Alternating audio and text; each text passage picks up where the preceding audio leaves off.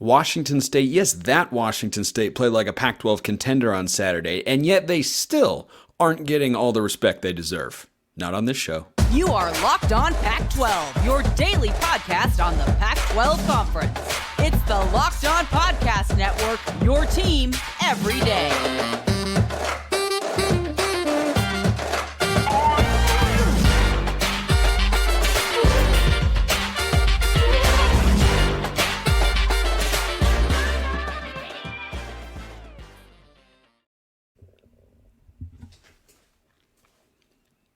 Welcome, everybody, to another episode of Locked On Pac-12. I'm your host, Spencer McLaughlin. Thank you so much for making this your first listen or your first view of the day. Part of the Locked On Podcast Network, your team every day, and your number one source to stay up to date with our media rights and soon to be mostly team-free, but until then, beloved and loaded Conference of Champions. Like, comment, subscribe, rate, review, please, and thank you wherever you listen to or watch this show, which today is brought to you by LinkedIn. These days, every new potential hire can feel like a high-stakes wager for your small business. That's why LinkedIn Jobs helps find the right people for your team faster and for free. Post your job for free at linkedin.com/lockedoncollege. Terms and conditions apply. I tell you what, Washington State probably used LinkedIn Jobs to hire Jake Dickert. Boy, does he look like a good football coach at the moment. Some of us have sung his praises for quite a while here on the show. I won't name names, but even he surpassed my expectations on Saturday. That was really impressive. We have to talk about that, and yet they're still getting disrespected. Winners and losers is back, and then a quick realignment question to wrap up today's show as well. But we start with Washington State. Could they have looked any better? I mean, from the jump, they outplayed Oregon State on both sides of the football. Oregon State was able to run it. Yep, they have the best offensive line in the Pac-12. I have not changed my view on that front. DJU was pressured a couple times, but I mean, overall, Washington State, went against a really good offensive line and still put up a good defensive effort. I know there were the two late touchdowns that made it look like they allowed 35 points. Not all touchdowns are created equal. Washington State played like a Pac-12 contender on Saturday as they go into the bye. And boy, are they an outright winner in our weekly winners and losers segments. No doubt about that. Here's the thing though. I looked at the AP poll and I was not happy. In fact, I'm still not happy. As I record this show, I am actively upset for my Cougar brethren up north, who are not just being left behind as the inaugural Pac-2 champion, and they are not just currently without a home in 2024 along with Oregon State, who I still think is a good football team and who is favored this Friday as they host Utah. That's going to be a big football game. Washington State comes in at number 16 in the AP poll. They moved up 5 slots. 5 slots they moved. Like the count on Sesame Street would do. 1, 2, 3, 4, 5. They moved up 5 slots. They should have moved up more. 2 teams in front of them I have strong objections to. And this is just what it's like to be in Pullman, and Jake Dickert knows this. I like that guy more and more every time that he talks. I'd love to get him on the show. He seems like a great interview and an awesome dude and a really good football coach, as I've said for a while. They are currently ranked, Washington State is 16th in the country. 2 teams who they're behind?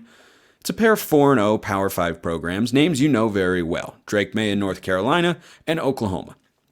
I'll get to that in just a sec. But I love what Jake Dickert said about them being more than the sum of their parts. I mean, he's about as honest as you can be about the fact that we can't recruit at a high level. We don't recruit at a high level. Go look at the recruiting rankings for 2023 and 2024 and 2022. You're not going to find Washington State near the top half or the top third of the conference. You're going to find them closer to the bottom third year in and year out. And yet Jake Dickert, sure, the portal helps with a guy like Cam Ward, who was magnificent. He had 5 total touchdowns and 6 incompletions against one of the best defensive coordinators in the Pac-12. That was mighty impressive. More on that in a moment. But number 16 in the country, really? Oregon State before that game was deservedly so based on what they did last year, what they brought back, and who they are as a program right now, and what they did in the first 3 games. They were the number 14 team in the country. Washington State builds up a 3-possession lead on the Beavs that they whittled down to 3 points, and it came down to an onside kick. Okay, who felt that Oregon State was actually the better team on that Saturday evening in Pullman? I didn't. I don't think Beaver fans did either, because Washington State was better on both sides of the football. They just were. So they go out and do that after they looked the exact same against a preseason top 20 team in Wisconsin, and they're behind Oklahoma, who's 4-0 against, oh, that's right, no Power 5 teams except for, well, they did beat Cincinnati, the team that up until about an hour ago, we would have considered a G5 school. They're new to the Big 12. That's Oklahoma's best win. Who's ahead of them? North Carolina. North Carolina is ahead of Washington State. They have wins, to their credit, against 3 Power 5 schools. I am not sitting here arguing that these schools shouldn't be ranked. But in what world are Oklahoma's wins against no ranked teams and North Carolina's wins against South Carolina, who I think is solid, Minnesota, Pitt, and somebody else, no ranked wins? And Washington State's got 2 of them. And they didn't just win those games, they did it convincingly. They were the better team by a lot. They had a 3-possession lead. I think they did against Wisconsin at one point. I know it was at least a 2-possession lead. They were up big on ranked opponents twice this year. And in the other games they've played, an FCS and a G5, they dominated the way that North Carolina and Oklahoma have against inferior competition. And yet they're the Cougs sitting at number 16. It's absolutely, utterly ridiculous. The next 2 teams in front of them are LSU and Bama, and then Notre Dame. And it sounds ridiculous on its face to say, well, Washington State should be above LSU, Bama, and Notre Dame. I want you to give me an explanation as to why Alabama's resume at this point in the year is better than Washington State's. I await your thoughts in the YouTube comments or hit me up on Twitter every time. Long story short, it's not. They snuck by South Florida. Well, they beat a top 20 Ole Miss team. Washington State has 2 of those things that you call ranked wins, and they've been more dominant in both of them than Alabama was in theirs. So I think it's utterly ridiculous. I don't think they necessarily should have been inside the top 10, but boy, they should have been a lot closer to number 16. That ticked me off. They're an outright winner this week. By the way, on that note, mailbag question here from Tyler. Spencer, what are your thoughts on Jake Dickert calling out Lee Corso for commenting about the No One Watches Bowl? They're claiming that Lee Corso says the No One Wants Us Bowl. This got Ryan Leaf and Kirk Herbstreit taking shots at each other. Honest opinion here. Lee Corso is a beloved figure in my life. I mean, I have watched College Game Day every Saturday that I can since I was 5 years old. I'm not kidding. Every single Saturday in the fall. Like, unless I am somewhere else and for some reason are not able to watch it, I always watch at least a little. I've always wanted to see Corso's headgear. I love Lee Corso. It is getting tough to watch him on TV. He's had, medical instances and old age catching up to him, and it sucks to see. He is still a beloved figure, and he always will be. Number 1, we don't know what he said. Number 2, I don't think that he's the sort of guy that I'm taking his words like with the utmost serious right now. Like, he is a ceremonial figure on College Game Day, and that's what he's able to do, and that's what he should always be able to do. Because no one can ever replicate the Corso headgear pick. I thought the feature they did for the 400th for him was just awesome. It was just awesome. But in those particular waters, look, whether it was the No One Watches or the No One Wants Us, I thought it was the No One Wants Us Bowl, which is what it was, because apparently no one wants Oregon State and Washington State. I don't know why. Well, I do know why. But based on that football game, I don't know why. It was entertaining. It was fun. Washington State was better. Sure. Still came down to an onside kick at the end because Oregon State made a late push. Cougs were the better team. They won. I was wrong on my prediction in that particular game. But, regardless, I don't find that particular debate constructive. But talking about Washington State and how well they played, boy, oh boy, is that productive. You're not ready. Most of you, I said this on my reaction pod late on Saturday night. Most of you are not ready to talk about Washington State as a conference contender. You're not. I am. I'm ready for that, and I'll prove it to you. Also prove to you that LinkedIn Jobs is a great place to go, and that's what LinkedIn looks like, because these days every new potential hire can feel like a high-stakes wager for your small business. You want to be 100% certain that you have access to the best qualified candidates available. That's why you have to check out LinkedIn Jobs. LinkedIn Jobs helps find the right people for your team faster and for free. It's why small businesses rate LinkedIn Jobs number 1 in delivering quality hires versus leading competitors. LinkedIn Jobs helps you find the qualified candidates you want to talk to faster. Post your job for free at linkedin.com/lockedoncollege. That's linkedin.com/lockedoncollege to post your job for free. Terms and conditions to apply.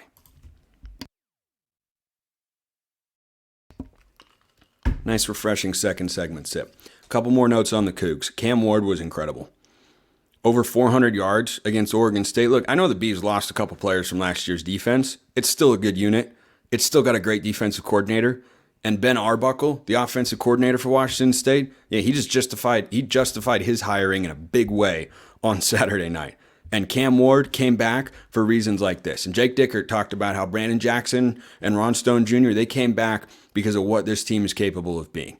And most people, just because of brand value and the fact that the Cougs have never been to a Pac-12 championship game before, you're not ready, you're not prepared to talk about Washington State as a Pac-12 contender. Do I think they have to prove it more than some others?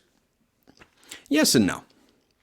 I understand that people say, I need to see it first, right? Oregon State this year, perfect example. People such as myself talked about them as a Pac-12 contender. I still feel that way. They're capable of being that if they play at their best. They did not play their best on Saturday, and credit to Washington State for putting them in that particular position.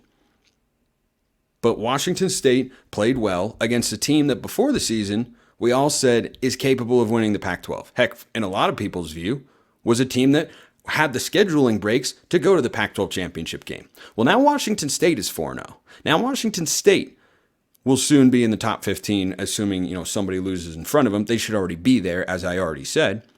Washington State doesn't just miss USC. That's one thing you point out with Oregon State in their schedule. Well, they have a lot of breaks. They play UCLA, Washington, and Utah at home. And they have to go at Oregon. Yeah, that's all true. And it's still, things are still ahead of them.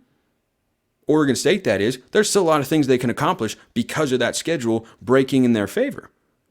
But Washington State doesn't just miss USC. They miss Utah, too. They've got Colorado at home. Their home slate, I don't see anybody going into Pullman and winning this year. The two teams that had the best chance to do so, they had their shot. Washington State, go look at their schedule. It is super favorable. No USC, no Utah. Now, they do have some tough road games. They have to go at Oregon, they have to go at UCLA, and they have to go at Washington. But in what world does 7-2 in conference play not give you a good chance to get into the Pac-12 championship game? In what world? Because that's not this world. This world in which we deal in one of reality is if you go 7-2, last year that got you into the Pac-12 title game with, tiebreakers and such, but at least gives you a chance. And the nature of the word contender is a candidate to get to the conference championship game and potentially win it. I see a team that plays defense. I see a team that's got a good defensive front. They've got experience. They've got explosive playmakers. Some of the catches their receivers made, incredible. Absolutely incredible. And if I just told you without applying the name Washington State to it, here's a team that has 2 top 20 wins convincingly, has got a favorable schedule, and is 4-0 and has looked dominant through the first 4 games, you'd say, oh, well, yeah, that's a Pac-12 title contender. Well, that's the case for Washington State. So they're your biggest outright winner. Not the only one, though. I put Utah in this camp. And they're the only 2 outright winners this week. Oregon and Washington come very, very close. I'll get to them in a moment. I put Utah as an outright winner this week. For those that are new here, you can be a winner, a lean win, no vibe, lean lose, or a loser, and that's a reflection of what I think the mood of the fan base should be. I put Utah in that discussion because they are winning football games by a touchdown or more, and they haven't had their quarterback take a snap yet. He hasn't played a single snap. That defense is so good that they scored as many points as the offense on Saturday, and they won the football game by a touchdown. Utah's defense is good enough, once again, to get them to the Pac-12 championship game and win it. Do they need Cam Rising? Yep, they absolutely do. I remain steadfast in that belief. But that they are proving time and time again, I know everydayers are aware that I've been down on the Bruins compared to most. Some people think they're a 9-10 win team. I think they're a 7-8 win team. Good, but not great. And my concerns about them going into that game against the Utes, it all came true. I was right on that one. I was wrong on many other things, but I was very right on that, which is, hey, true freshman quarterback, I don't know, especially not against Utah. Guess what? His pick 6 was the difference in the game. That Utah defense is playing as well as I've ever seen them play, and Kyle Whittingham has put together some great units on that side of the ball. Utah fans should be feeling really, really good. If Cam Rising eventually gets back, Utes can win 10, 11, dare I say 12 football games this year. They're really, really good. So those are your two outright winners. A quadrupod of lean wins.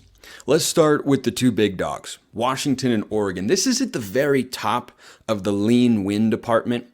The reason that I don't quite put them into the outright winner category this week is because they had similar games. Oregon's was bigger hyped, but both were almost identical favorites at home. They both covered, and they were both utterly dominant. Now, I expected them both to win big. I did not think they would win by as large a margins as they ended up emerging victorious by. However, boy, did both look really, really good. Oregon's defense, holy smokes. Washington's offense, I'm not sure how you stop it. If you can't pressure Michael Penix, it's really simple with Washington. If you cannot pressure Michael Penix, you have no hope of stopping them. Absolutely none. His deep ball is too accurate. His receivers are too good. His offensive coordinator is too sharp. Period, point blank, end of story. And let's start the hype train now, because Oregon and Washington's fitting I put them together, not just because they're going to the Big Ten next year, but because in 3 weeks' time, October 14th, they're going to play a football game in Seattle, and they're both going to be 5-0. That's going to happen, and they're both going to be coming off byes. Game day has to get there. Start the hype train now. Assuming Oregon doesn't stumble against Stanford, they're 21-point road favorites. Assuming Washington doesn't stumble against Arizona, I highly doubt it.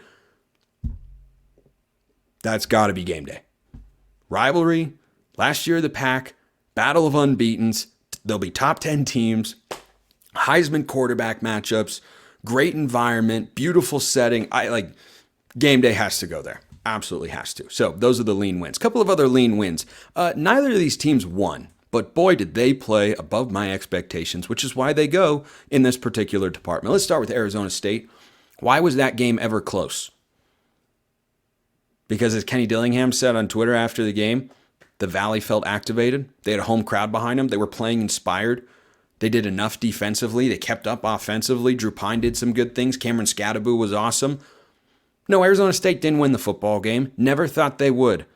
But that was in my Pac-12 prime picks in the other direction, because I thought USC would walk in and blow the doors off them. That had a different feel to it.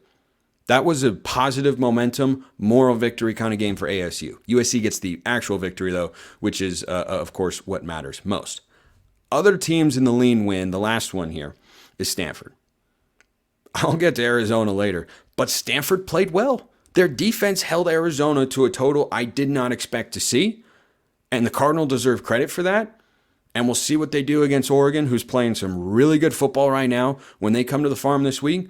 But boy, oh boy, Stanford sure did look like a team that wasn't about to roll over. And between Arizona State and Stanford, if they play like that more weeks than not, there will be a Pac-12 victory in there for at least one of them.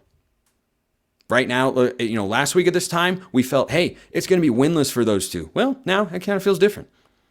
Arizona's not a bad football team. They're sitting at 3-1 for a reason. Stanford almost beat them. USC, we know, is really, really good. We know Caleb Williams is good. Lincoln Riley's good. ASU gave him a push. They gave him a real, serious, honest-to-goodness push. So, good for those two. No vibe this week is just one team, and that's UCLA. They lost by 7 at Utah. Now, just as a quick side note, and going back to my earlier point about the disrespect towards the Pac-12, Florida lost by 13 points, and it wasn't even that close when they played Utah in that same building. UCLA lost by 7, and it was close the entire game. One team is ranked, and the other is not. I'll let you guess which one is ranked and which one isn't. UCLA goes in the no vibe category. Why? Because this game looked exactly how I thought it would. I didn't think it'd be this low scoring, but I didn't think it would be high scoring. I was more in the 27-20 range. Whether or not Cam Rising was playing, I thought the Utes would win and cover because I thought Dante Moore wasn't ready for that spot. He wasn't. But UCLA showed themselves well. Their front four is really good. Their defense overall looks really good. They allowed just 7 points. Now, that's to a third-string quarterback, second string, whatever you want to call him. But still, they played well. And UCLA, they look solid. And defense has always been the problem. And if Dante Moore can get things rolling and improve as the year goes on, they can be, as I thought, a 7-8 win team. and someone who can go toe-to-toe physically with the big kids in the conference. Latu, boy, that guy's a beast. His PFF grade, let's just say it's very, very high. It's very, very high for a reason. He is one heck of a defensive end, edge player, outside linebacker, whatever you want to call him. So UCLA is the only team in the no vibe because they did exactly what I expect them to.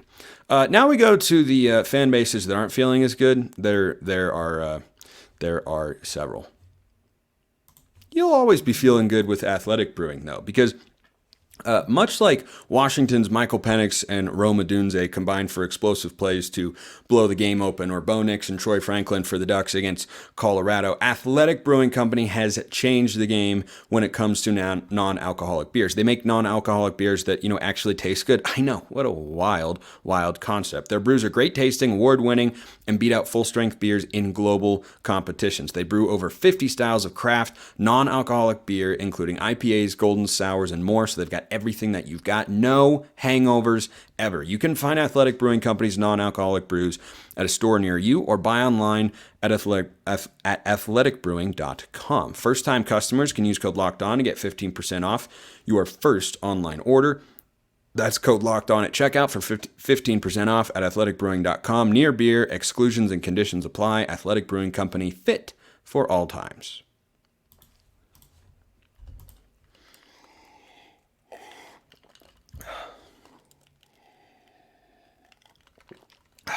That felt weird. All right, let's move to the teams that have got fans who are probably not feeling as good and shouldn't be feeling this good. Let's start with the lean-lose department. USC. Why was the game close? You allowed 28 points to Drew Pine and ASU.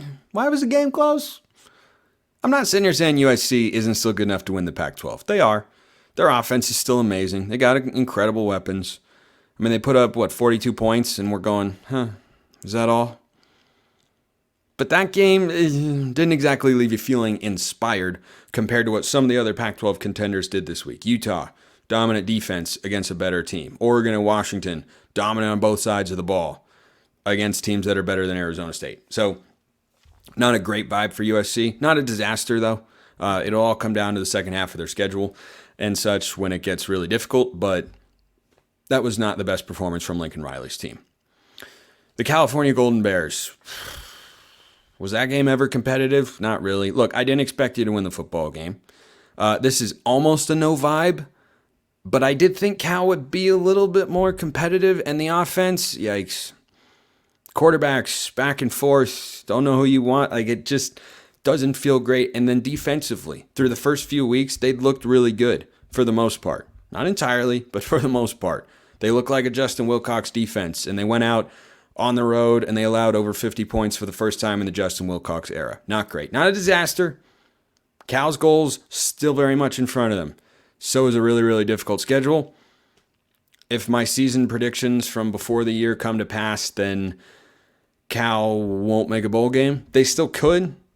They're sitting at 2-2 right now. I mean, it's not as if the sky is falling and everything is disastrous. They have Arizona State this week. If you win that football game, you feel a little bit better. Arizona, can we talk for a minute? Can we have an honest sit down? First of all, I believed in you since before the season. And I trusted you in the prime picks this week. You let me down. But that's not really why I'm mostly upset. My record is being unable to pick the point spreads in this league date back to last year. I'm back under 500. Pac-12 prime picks, by the way. An outright loser. 1-4 for the second straight week. I'm 2-8 in my last 10, 9-11 on the season. Yikes. But Arizona. Look, defensively, they allowed 7 more points than I predicted against Stanford. Okay. I mean, that's fine. On the road, I know Stanford's not great, but that's a solid defensive outing from the Wildcats. Why did we only have 21 points? Stanford is not a good football team. They were my preseason pick to finish last. They're still my pick to finish last. But they're in the lean win department, even though they lost, and Arizona's in the lean lose department, even though they won. What exactly went down? It made you scratch your head. it made you scratch your head because Arizona on paper is a much better football team. Their program is much further along. And look, they're sitting at 3-1 right now, which is what they should be. But that game didn't look the way it should have. And if they play like that the rest of the year, look at the depth in this conference. It's hard to find wins. If you're going to a place against a bad team with no road environment, and you're playing like that, you're having to scrape out a victory by 1 point, that's not a great feeling. Here's the consolation I'll offer Arizona. I'll give you a football team that was 9-3 in the regular season, won their bowl game by 27 points from 2022, and they also went to the farm and had to escape with a late game victory, which was even more miraculous than the Wildcats, and that's Oregon State. Oregon State last year went to the farm. They barely won. They needed a late miracle touchdown, and they ended the season 10-3. So Arizona's goals are still there. They haven't been taken away.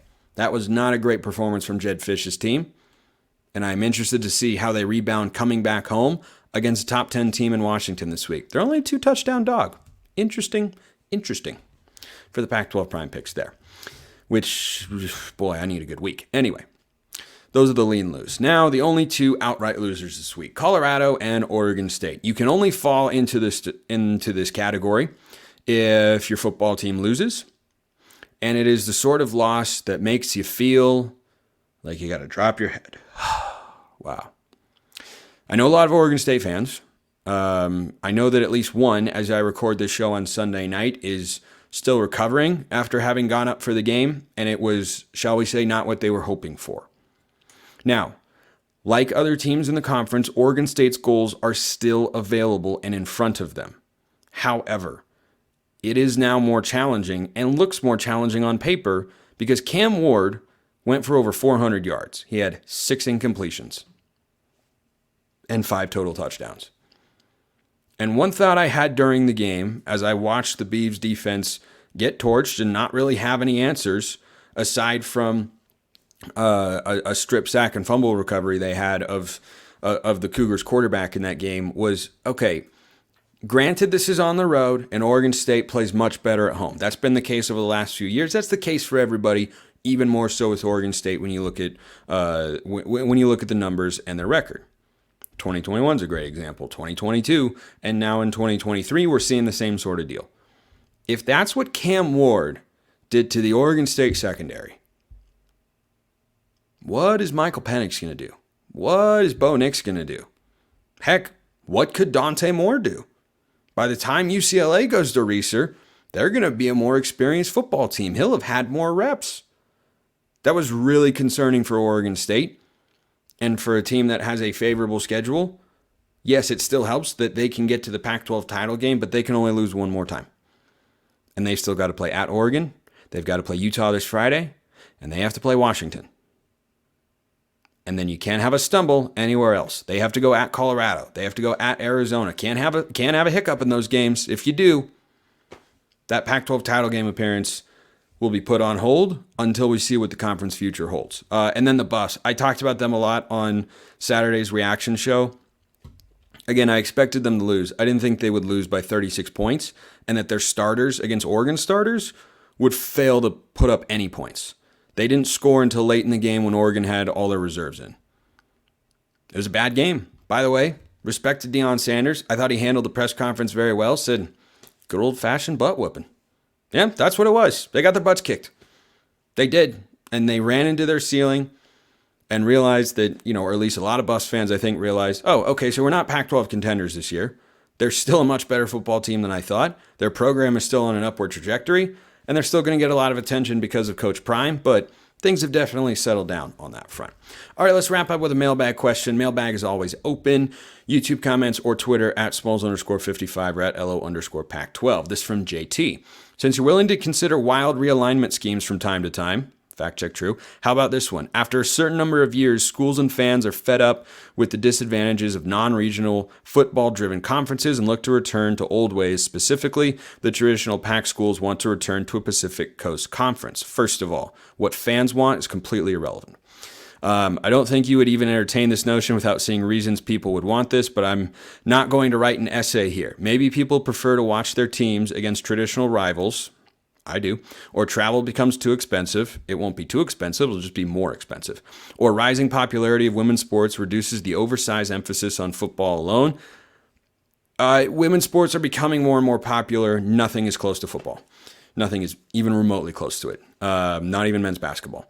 Thus changing college budget factors or TV technology and economics change. I don't know what question to ask other than the simple one of when the relevant current contracts expire and the wandering teams can consider reconsolidating in the West. Take this idea on any way you want to. So the generalized notion of there's going to be buyer's remorse and teams will regret, or schools will regret having changed conferences, and they'll say, we'd like to go back to this.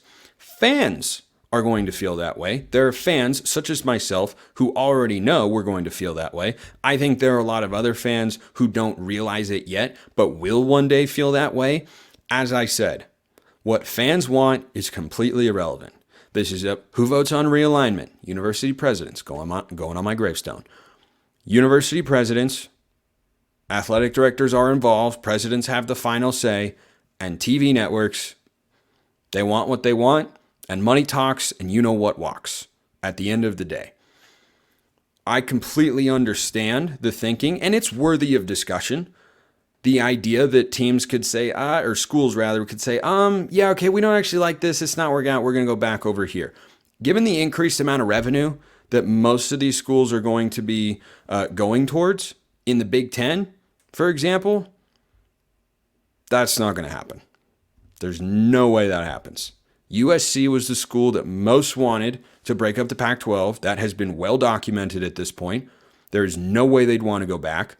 I don't think UCLA cares as much either way, but once they start seeing the extra money come in, they're not going to want to go back. Oregon and Washington want athletic relevance and exposure, and they're not going to want to go back. And you can't build a conference that would pay enough to go to the Four Corners and say, do you want to come back to the Pac one day because, we want to try and protect the regional rivalries or go back to the way things were or anything like that. I hate the situation as it is. I think it stinks. And I think there are serious drawbacks of it and questions that still have to be answered. Like, can we just have football play in these conferences and everyone else play in a more regional league so that travel isn't imposed upon student athletes who didn't ask for this, didn't drive the conversation, didn't have a seat at the table, and whose voices wouldn't have mattered if they did have a seat at the table? Those are questions that need to be answered that haven't yet. It looks like everyone's just going to have to suck it up and grin and bear it, and that's the world, and I think that stinks. And I think you lose a lot of the tradition that the sport and this country has spent over the last 100+ years building up. You're just tossing it away for money and TV dollars. Like that's what it is.